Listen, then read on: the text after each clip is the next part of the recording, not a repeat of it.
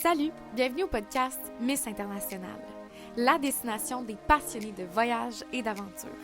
Ici, on démocratise la mobilité à l'étranger afin de t'accompagner dans ton futur projet. Plonge donc dans l'univers des globetrotters aux parcours variés qui pourront t'inspirer pour tes futures expériences. Bon décollage et surtout, bonne écoute! Bonjour et bienvenue aujourd'hui à un autre épisode du podcast Miss International. J'ai la chance d'être accompagnée de Maxime Cloutier qui est effectivement ingénieur en génie civil et bientôt gradué du MBA en gestion stratégique de projet. Bienvenue au podcast, Maxime! Merci Marie-Philippe! Oh, je suis tellement contente, c'est le fun! Oui, sache que moi aussi je suis extrêmement choyée de t'avoir parce que tu m'as écrit, tu m'as contacté sur Instagram pour qu'on ait discuté ensemble. Oui, parce que moi je me sens comme une groupie par rapport à toi, parce que je t'explique.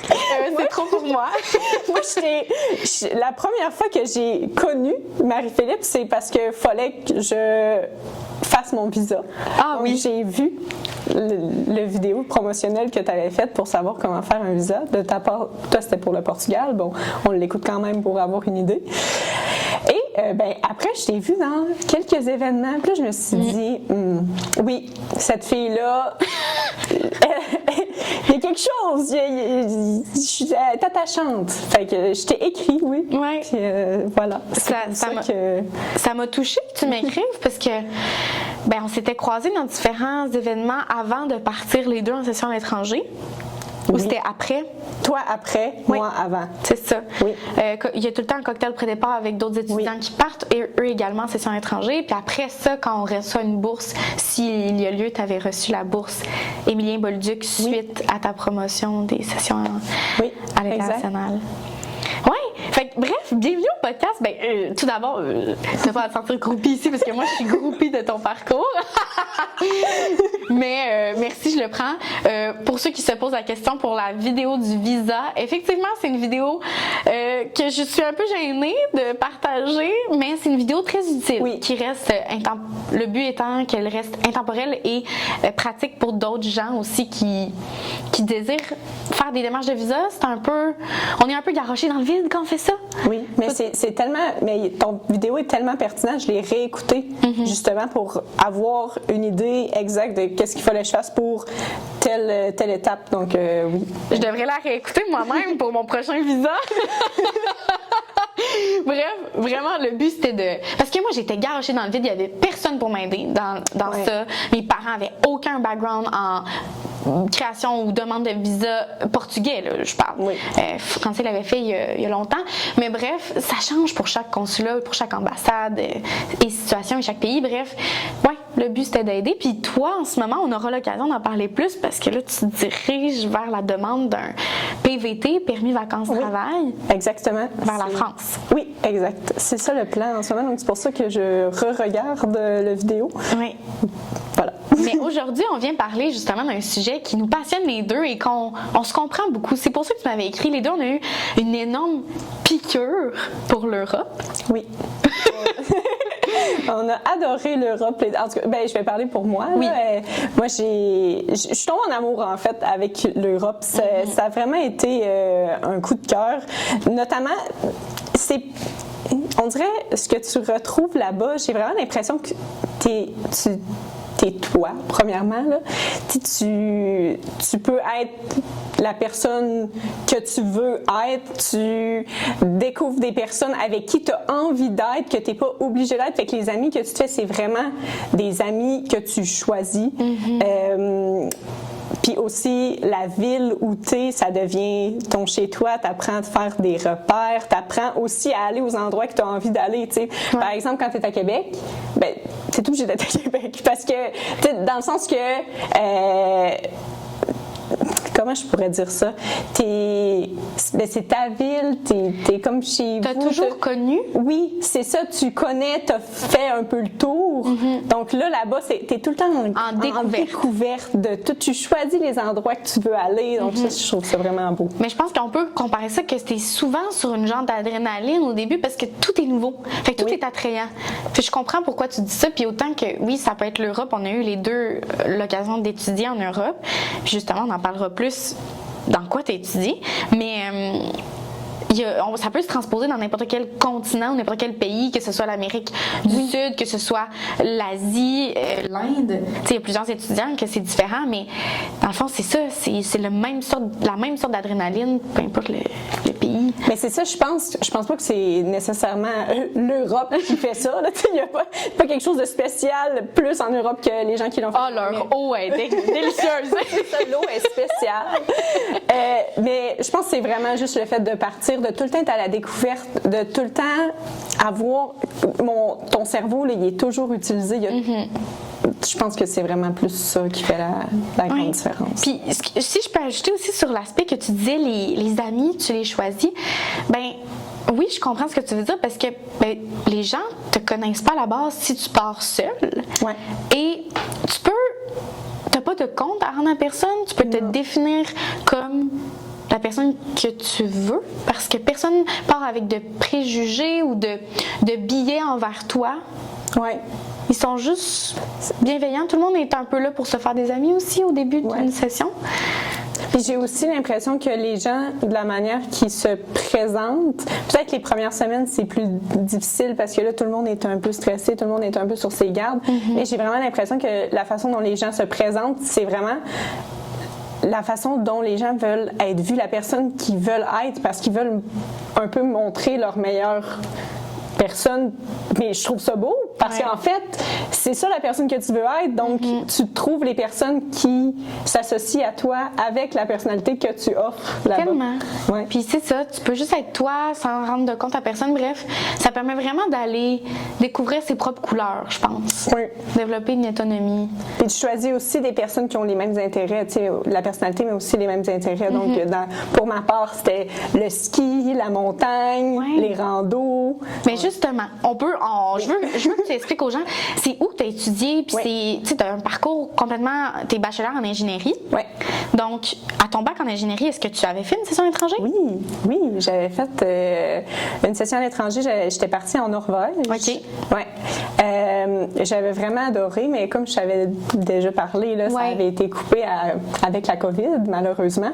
Mais quel dommage. Quand même, j'ai eu 2 mois et demi, donc je l'ai vécu un peu à l'étranger. Puis mais tu vois, là, j'étais à Grenoble, école de management. Là, on parle, t'étais rendu au MBA à ce moment-là. Oui, au MBA que je viens de revenir. Là, j'étais à Grenoble, école de management située à Grenoble, donc centre-ville de Grenoble. Et j'ai vraiment trouvé ça différent. Même si, au final, c'est la même chose, c'est une session à l'étranger, j'ai vraiment trouvé ça différent comme expérience. Dans quelle mesure est-ce que c'était différent? Bien, c'est peut-être moi qui étais différente. En fait, quand on était en Norvège, j'avais vraiment l'impression d'être dans une simulation. J'avais vraiment l'impression que on avait juste pris plein d'étudiants étrangers, on les avait mis là, comme un camp de jour. C'était vraiment ça le feeling que j'avais. Puis aussi, en plus, on habitait majoritairement tous dans des résidences étudiantes, mais c'était grand. En fait, c'était un village de résidences étudiantes. Fait que pour ça, un peu bâti autour de l'université? Oui, à quelques kilomètres. Oui, c'est ce que je veux dire. Un genre de ville un peu étudiante. Oui, exact. Tandis qu'à Grenoble, j'avais l'impression d'être dans la vraie vie. Puis je pense que c'est vraiment ça qui m'a attachée parce que tout le monde avait son propre appartement un peu partout en ville. Okay. Donc, si on allait se rejoindre, c'était pas dans le parc de la communauté étudiante. Donc, ça, j'ai vraiment trouvé ça différent. Puis c'est aussi le fait que j'avais des amis que je m'étais déjà fait en Norvège qui étaient en France, un peu partout.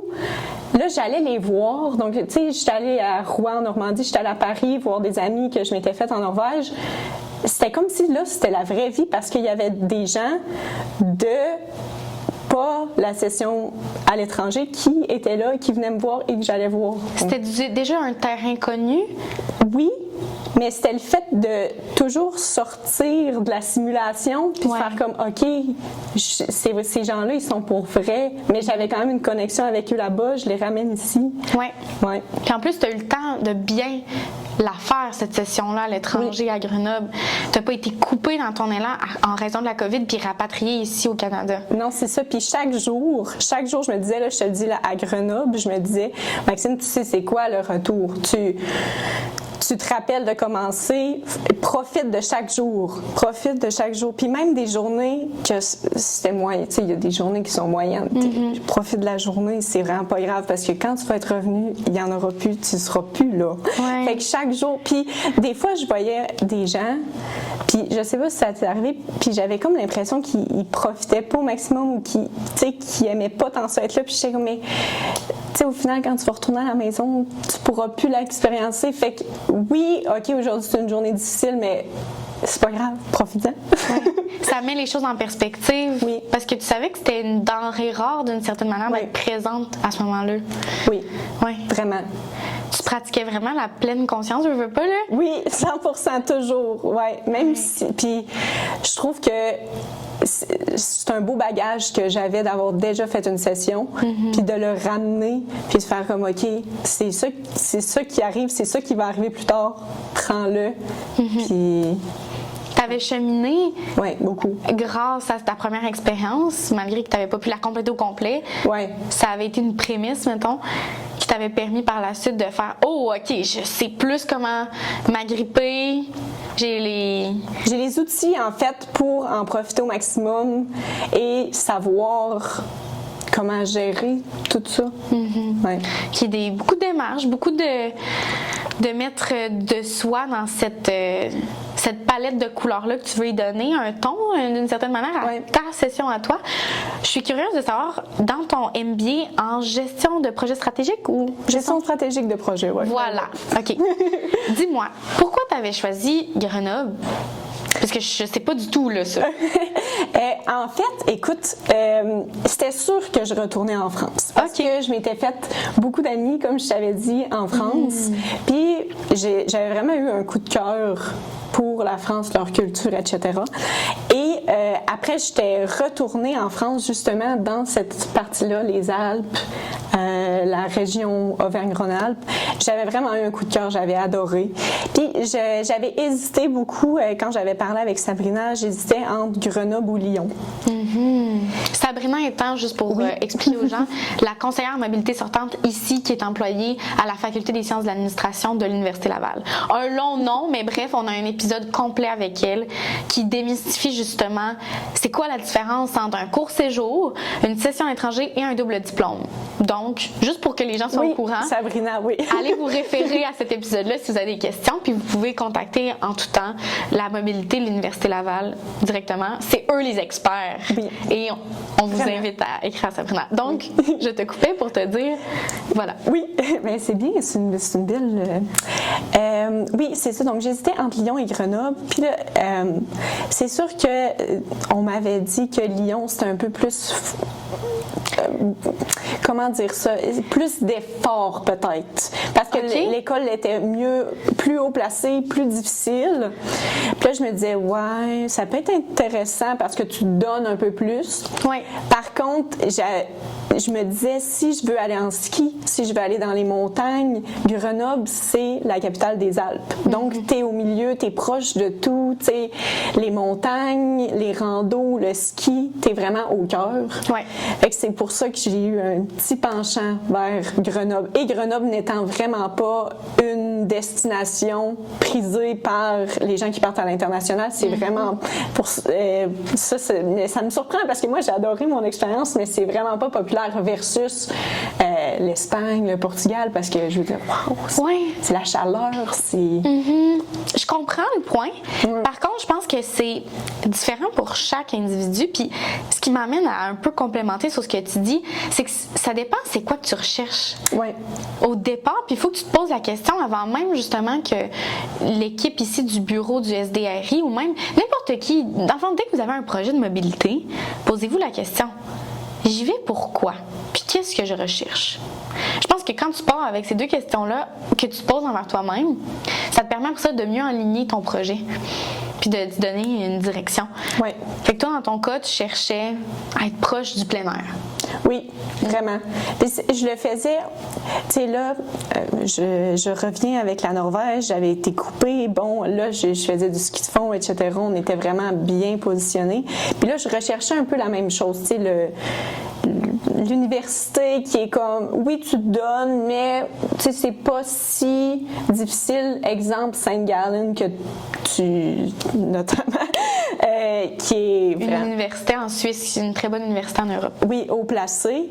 Puis il y a aussi le côté qui est un peu le fun que tu vas avoir dans une session à l'étranger. Tu sais, moi, de mon côté, puis je suis vraiment honnête envers moi-même, je le faisais pas pour agrémenter mon CV. Je le faisais vraiment pour moi, pour l'aventure, pour le plaisir.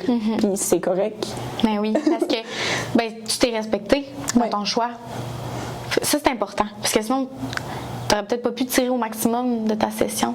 Puis à chaque jour, tu te répétais, Maxime, tu es heureuse d'être ici. C'est ce qui a fait en sorte que tu as eu la piqûre, puis dans le fond, qu'on va peut-être te perdre justement en Europe, là. Oui! Bon, j'étais tombée en amour avec l'Europe et là, je suis retombée en amour avec l'Europe. Mais principalement, moi, c'est vraiment, moi, la France, peut-être c'est l'eau. Peut-être c'est l'eau, le lac d'Annecy. Oui, c'est ça. Mais c'est vraiment, je trouve vraiment qu'il y a quelque chose en France. J'ai l'impression, tu sais, les transports en commun, moi, ça me fascine. Les transports en commun, les trains, la facilité de se déplacer, ça m'a vraiment attachée.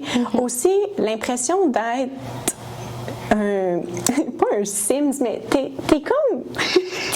Tu fais ce que tu veux. En fait, tu vas à l'épicerie à pied, tu vas faire tes commissions à pied, tout est proche. Puis si tu veux aller à quelque part un peu plus loin, mais il y a des trains, puis c'est facile. Tandis que j'ai l'impression que quand je reviens ici, ça c'est vraiment quelque chose que j'ai trouvé difficile, c'est que tout est loin. Tout est plus difficile d'accès. Puis faut souvent prendre, disons, la voiture pour aller à l'épicerie. C'est un choc du retour. Oui. Ça change de quand je m'arrêtais à l'épicerie au Lidl, au coin de rue, puis je remontais avec mon papier de toilette, puis une pinte de lait. Oui, c'est ça, exact. Au champ, pour ma part. Au champ? Au champ, pour ma part, oui. C'est vrai, il y avait aussi cette chaîne d'épicerie-là. Oui. Au Portugal. Ah ouais? Oui, il l'avait exporté au Portugal. Puis, je voulais... ça m'a fait penser. Je reviens au sujet qu'on parlait juste un peu avant. Pour donner un exemple aussi différent aux gens qui nous écoutent, pour ma part, au début, quand j'ai fait ma première session à l'étranger au Portugal, je cherchais un endroit, j'aime beaucoup la chaleur. Je suis une personne qui aime profiter du qualité, coût, vie. Je voulais que ça soit comme rentable. J'aime la qualité de vie. Je cherchais une ville où il y avait une plage proche, que j'allais pouvoir tester le surf quand même pas mal, que j'allais pouvoir apprendre une nouvelle langue, plus que de pratiquer juste l'espagnol. Pour moi, c'était quand même un peu important, malgré que les universités sont en anglais. Puis j'avais pris un cours de portugais intensif en arrivant sur le campus universitaire portugais. Puis toutes ces questions, justement, ça m'avait permis de mettre 2 écoles. On doit comme donner un top 4 de choix. Puis ça m'avait permis de mettre les 2 écoles du Portugal en premier lieu dans mon top. Puis après, c'était l'Espagne. Puis après, c'était l'Italie. Donc, on voit le filon, là. Je cherchais la chaleur. Oui. Je cherchais pas, mettons, non plus la meilleure éducation. Maintenant, je suis rendue à la maîtrise. Oui. Mon but est différent. J'ai cheminé. Je me sens ailleurs. Puis là, je recherche davantage un genre de stamp, pour mettre sur mon CV puis dire OK, j'ai fait cette université-là, je suis allée dans une bonne uni, je me suis bottée le derrière, j'ai fait un réseau de contacts qui fait partie d'une catégorie de gens qui veulent se dépasser académiquement. Voilà. Et j'ai envie d'aller chercher ça. Mais moi, j'ai eu besoin de le vivre. la session au Portugal, Oui, exact. puis de me découvrir au travers de tout ça. Puis ça peut être différent pour chaque personne, puis ça peut se traduire de différentes manières. Puis c'est ça que je trouve beau dans ton parcours, que tu as eu une première expérience au bac.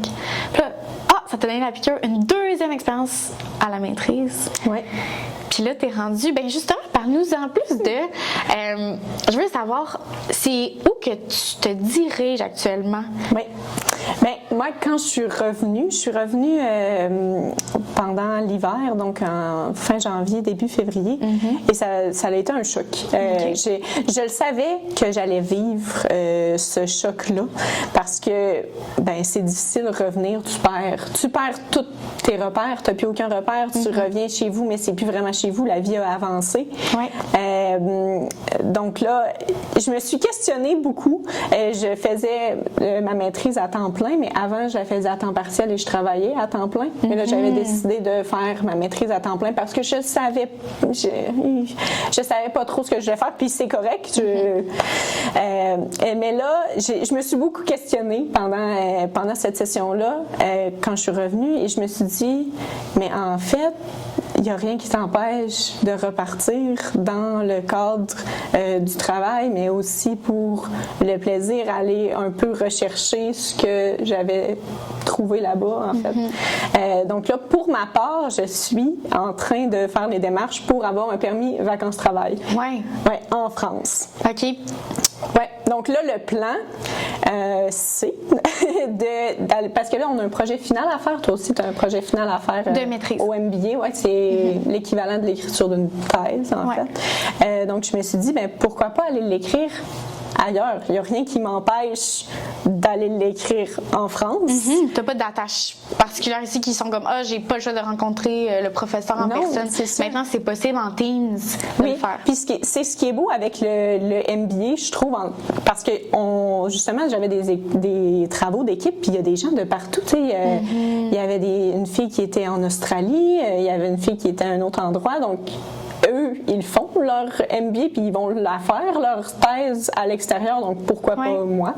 Donc, j'ai décidé de partir permis vacances-travail pour écrire la thèse et qui sait, peut-être rester par la suite. Oui, puis là, tu te diriges où exactement? Puis comment tu as fait pour choisir? Tu m'avais dit que tu voulais t'installer à Annecy. Oui. Bien, moi, j'ai vraiment eu un coup de cœur parce que j'étais allée visiter, je pense que c'est il y a quelques années, j'étais allée visiter Annecy. J'avais adoré Annecy. Pour les gens qui ne connaissent pas Annecy, c'est un petit village médiéval, le vieux Annecy, avec un extra grand lac bleu d'un bleu exceptionnel. Qui fait rêver. Oui. J'y suis déjà allée, ça m'avait marqué. Oui. C'est magnifique. Oui, c'est magnifique. Mais, je veux dire, c'est pas juste le vieux Annecy et le lac, il y a quand même toute la ville derrière qui est aussi une ville normale en France, mais ils ont la chance d'avoir ce beau joyau-là qui est le lac. Et là, pendant ma session à Grenoble, je suis retournée, pas un, pas deux, 3 fois. OK. Parce que c'est à côté. Alors vraiment, on parle d'un coup de cœur ici. Pas un, pas deux, jamais 203. Allez hop, Maxime. Oui, donc on allait passer des journées là. Je veux dire, c'était à 1 heure de train. Oui. Pourquoi pas? C'est à côté. Oui, c'est magnifique. On allait prendre des marches, on allait faire du pédalo sur le lac. Et là, je me disais, mais il n'y a rien qui m'empêche d'aller faire ma thèse là. Je suis tombée en amour avec cet endroit-là. Pourquoi pas aller l'explorer puis avoir la chance d'être là-bas? Et notamment, j'ai eu cette idée-là parce que j'ai un ami du cégep que j'étais allée voir. Mais il n'est pas à Annecy, mais il est dans une ville au Danemark. Et il m'avait dit, moi, je suis venue ici, je suis tombée en amour avec la ville, puis j'ai décidé d'y habiter. Puis je me suis dit, c'est vraiment une bonne idée parce que moi, jamais au Québec, j'avais pensé à ça. Je suis jamais allée dans une ville, puis j'ai fait comme, wow, mais j'habiterai ici. Mais le hic, c'est que la facilité pour eux, c'est qu'eux, ils ont un passeport européen. Non, mais là, c'était au cégep, il n'y avait pas de passeport européen. Ah, il était au cégep? Oui, Excuse-moi, oui. Oui. Ah, c'est pas quelqu'un du Danemark. Non. C'était un Canadien? Oui. Ah, d'accord, oui. Ouais. Fait que là, je me dis, ben oui. Pourquoi pas? Moi aussi. Pourquoi pas? Ça se fait. Je veux dire, oui, c'est des démarches, oui, c'est pas la facilité, mais on le sait, on n'est pas dans la facilité, on aime ça se causer du trou pour aller faire des sessions. On aime ça quand c'est un petit peu compliqué parce qu'on dit que ça en vaut la peine. Oui, ben voilà. C'est ça, exact. Parce que la friandise à la fin vaut toutes les démarches qu'il faut faire. Ouais, exact. Puis, justement, les démarches, t'en es rendu dans tes démarches de permis vacances-travail parce que c'est quand même, je veux dire, ça doit être similaire un peu à faire des applications pour un visa. Oui, ben c'est plus, je pense que c'est plus facile, je suis au début, c'est plus facile qu'un permis de travail. Okay. Parce qu'un permis de travail, tu dois déjà avoir ton employeur qui a un contrat de travail. Par contre, là, dans le permis vacances-travail, tu n'es pas, parce que techniquement, c'est pour des vacances et possibilité de travailler. Il t'offre la possibilité de travailler pour que tu puisses être en vacances là-bas, puis pouvoir subvenir à tes besoins. Mais c'est beaucoup plus... Ben, j'ai pas fait le permis de travail, mais je considère que c'est un peu plus facile parce que tu n'as pas besoin de trouver un employeur avant. Oui, c'est certain. Puis là, je suis seulement au début encore, là, le premier, tu dois l'avoir fait, là, mais sur France Visa. OK. Non, je l'ai pas fait parce que j'ai pas fait de visa en France. Je la peste, oui. Mais je suis seulement là dans les démarches du début, là, la création du compte sur France Visa, que j'ai déjà fait. Donc ça va bien, parce que j'ai déjà le compte. Je fais juste redemander un autre visa après mon visa étudiant. Okay. Là, je suis au début.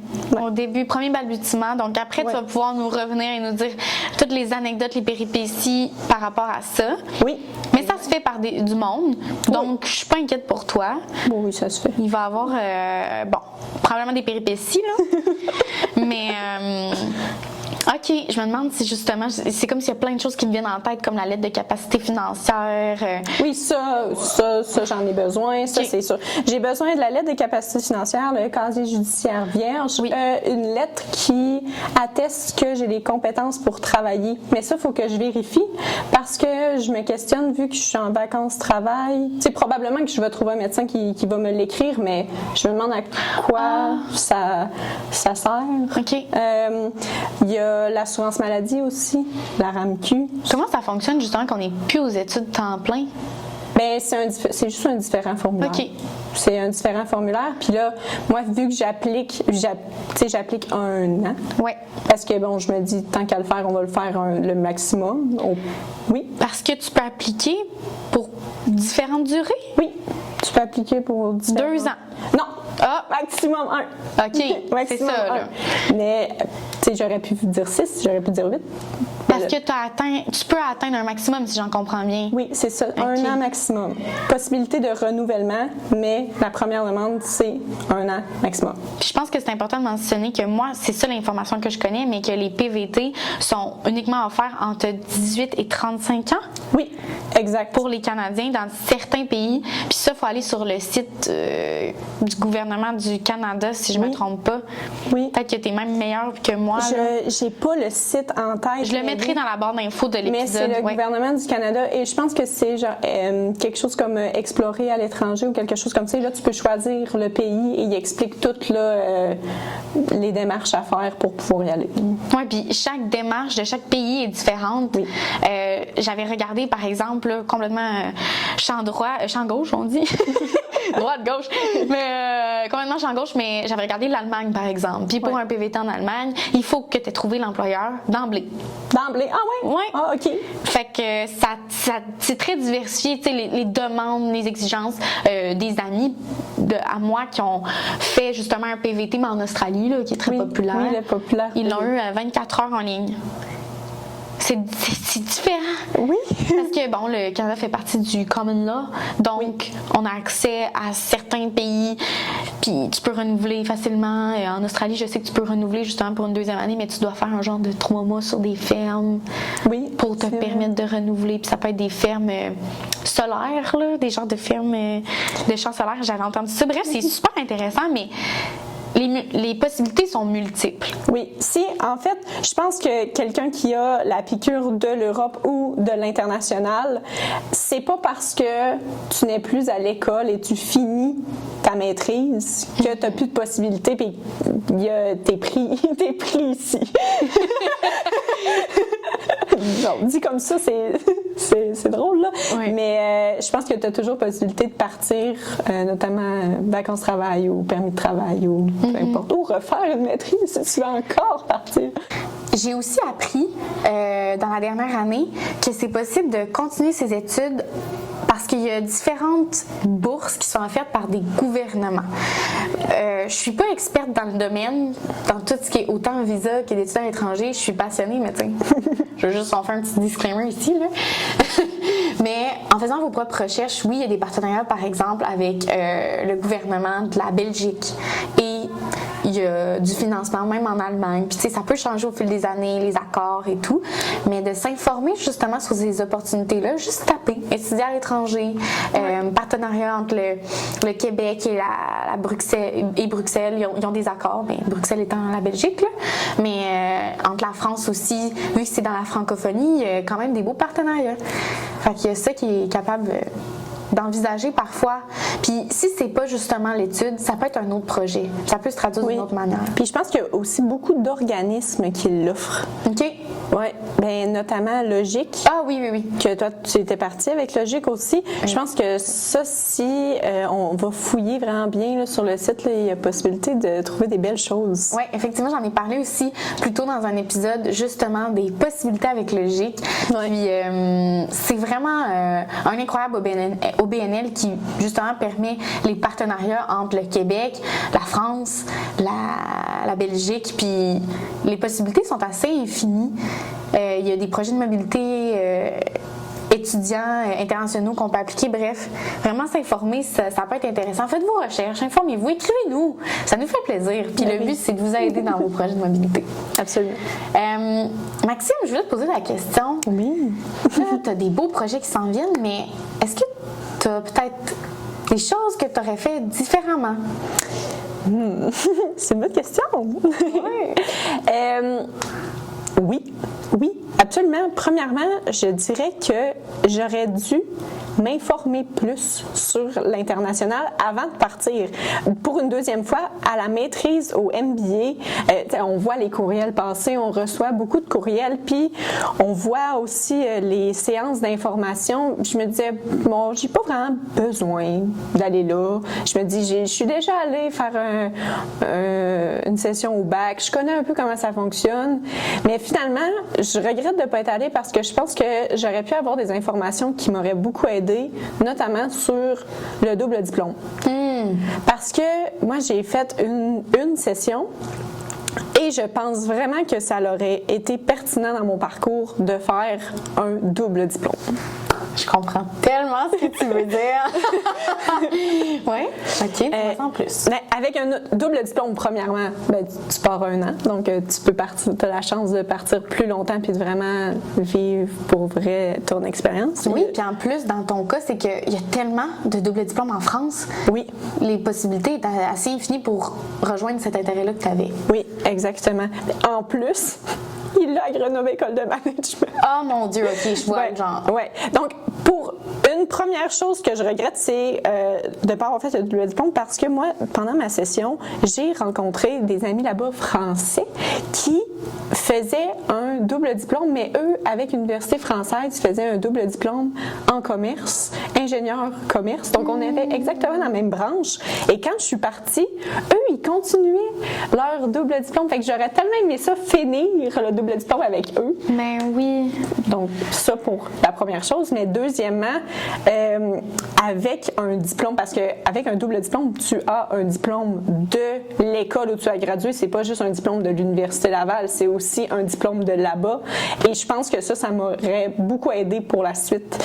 Parce que si je décide que je veux rester en France, ben avoir un diplôme du pays, je veux dire, c'est un excellent atout pour pouvoir trouver un travail. C'est certain, tu as absolument raison. Puis, tu sais, il y a une manière de faire ses recherches justement sur laquelle université qui est la plus qui va combler tes besoins selon ce que tu recherches. Moi, j'avais vraiment considéré l'EDEC à Lille, en France, qui est super bien reconnue dans le top 4 des universités en France. Oui, puis bonne école. Oui, puis ils ont beaucoup de MSC super pertinentes. Mais pour de vrai, quand tu envisages un double diplôme, c'est quasi au début de ta maîtrise qu'il faut que tu le saches parce que ça a un impact dans le fond ta première année. Il faut que tu fasses ton MBA en 1 an. Ton projet final de maîtrise, il faut que tu le rédiges avant de partir. Puis selon chaque partenaire, c'est différent comme la complétion, je dirais, comme du projet final là, de maîtrise.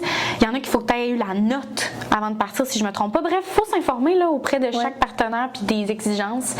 Puis les fiches descriptives aussi de chaque université partenaire aident beaucoup. Oui. Puis aussi, c'est quoi la branche dans laquelle tu veux t'en aller? Tu sais, c'est une bonne question, ça, là. Toi, OK, t'es ingénieur, fait que 1 an complet à Grenoble Management School. C'est comme ça s'appelle? Comme École de management, mais en anglais, ça fait aussi. Oui, évidemment, les Français en anglais.